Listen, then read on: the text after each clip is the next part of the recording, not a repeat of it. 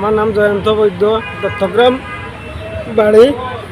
আমার ছোটো ভাই কালকে আসরের বাজারও গেছে, বাজারও যাওয়ার পরে আর সে আবার বাড়িতে আর ফিরিয়ে আসছে না। তখন আমার ভাই সারা রাত্রে খোঁজ করছে, কিন্তু আমার বাইরে পাই নাই।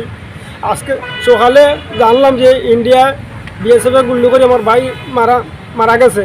অথচ আমার ভাই কলাইশোর হসপিটাল আছে।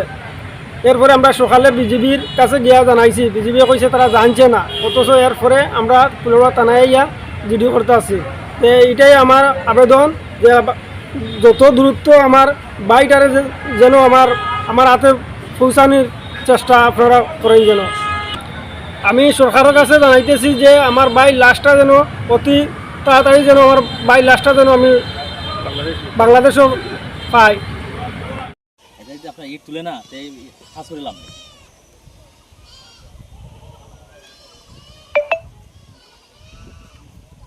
ভাই।